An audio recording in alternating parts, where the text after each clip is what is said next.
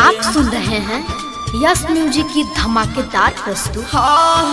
रहल जाई खड़ा क्यों के पीछे रे, रहल जाई खड़ा क्यों के पीछे रे। माल मिले बोलौले बिया पुल के नीचे रे, माल मिले बोलौले बिया पुल के नीचे रे। कबले आइबू यारवा तन के बीच में रे, कबले आइबू यारवा तन के बीच में रे। माल मिले बोलौले बिया पुल के नीचे रे, माल मिले बोलौले बिया पुल के नीचे रे।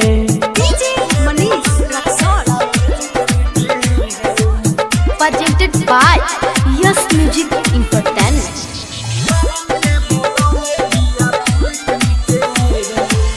यारा रे यार पहिला बार हम मिली, प्यार के फूल हमरा दिल में खिली।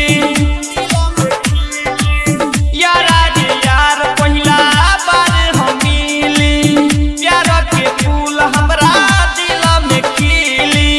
लगे बड़ी डर जब मिले बोलावे, फोनवा पर बात कके हमें बोलावे, फोनवा पर बात कके हमके बोलावे। ओढ़नी के कोर धके दांत से खींचे रे, ओढ़नी के कोर धके दांत से खींचे रे। माल मिले बोलौले बिया पुल के नीचे रे, माल मिले बोलौले बिया पुल के नीचे रे। आप सुन रहे हैं यस म्यूजिक की धमाकेदार प्रस्तुति।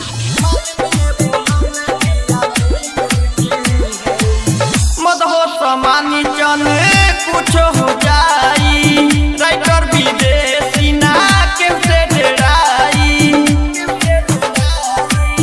मदहो समानी चन भले कुछ हो जाई, रूपेश रसीला नहीं कैसे डराई। चलो तू मिलली हो माला से अपना, तू हो पूरा ली हो दिलवा के सपना, तू हो पूरा ली हो दिलवा के सपना।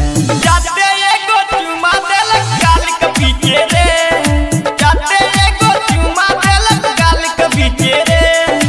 माल मिले बोलौले बिया पुल के नीचे रे, माल मिले बोलौले बिया पुल के नीचे रे। Recording by Yes music.